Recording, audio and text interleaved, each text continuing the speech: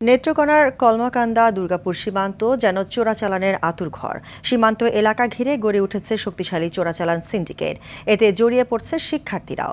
দিনরাতে অবাধে অবৈধভাবে ভারতীয় চীনি সীমান্ত পাড়ি দিয়ে ঢুকে পড়ছে দেশের বিভিন্ন স্থানে। চোরাচালানকে কেন্দ্র করে দ্বন্দ্বে সাবেক ইউপি চেয়ারম্যান সহ 5 জন হত্যার শিকারও হয়েছেন। নেত্রকোনা থেকে খান রাসেলের তথ্যছবিতে বিস্তারিত জানাচ্ছেন ইমরুল কায়েস। এভাবেই সীমান্ত এলাকা দিয়ে অবৈধভাবে আসছে শত কোটি টাকার ভারতীয় পণ্য। এ চিত্র নেত্রকোনা জেলার দুর্গাপুর উপজেলার সীমান্ত এলাকার। নিয়মিত এ পথে চোরাই পণ্য আসায় সরকার হারাচ্ছে শত কোটি টাকা রাজস্ব।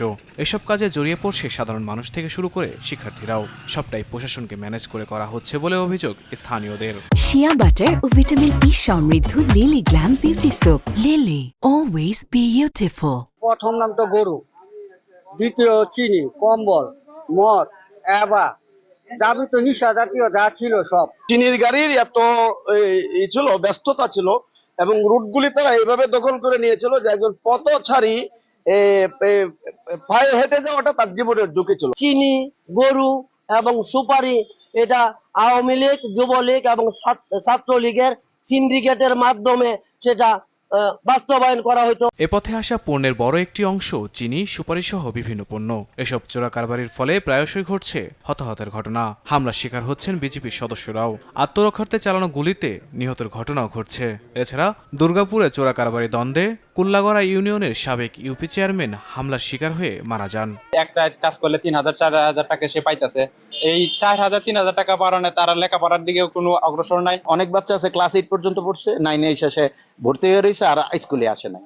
এরকম প্রায় 2 থেকে 250 বাচ্চা আমার স্কুলে এরকম ঘটনা ঘটছে। আরো আশেপাশের বিদ্যালয়ের বিভিন্ন বাচ্চারা, বিশেষ করে উঠতি বাচ্চাদের এবং উঠতি যুব সমাজটাকে মানে ধ্বংসের পথে। বিভিন্ন নেশাদ্রব্য এখান দিয়ে আসে, এইসব নিয়ন্ত্রণ না করলে যুব সমাজ নষ্ট হয়ে যাবে এবং স্থানীয় প্রশাসন যদি তা উদ্যোগ না নেয় তাহলে আজকে সমাজ ধ্বংসের দিকে চলে যাবে। সীমান্তে চোরাচালান বন্ধে অভিযান চলছে বলে জানায় এই কর্মকর্তা। সীমান্তে টাস্কফোর্সের অভিযানে প্রায় 4,000 বস্তা চিনি আমরা উদ্ধার করতে পেরেছি। এছাড়া আমাদের বিজিবি প্রতিনিয়তই অভিযান করতেছে এবং তারাও বিপুল পরিমাণ চিনি তারা জব্দ করেছে। আমরা সেটা আইনশৃঙ্খলা মিটিংয়ে সেটা আমরা দেখেছি।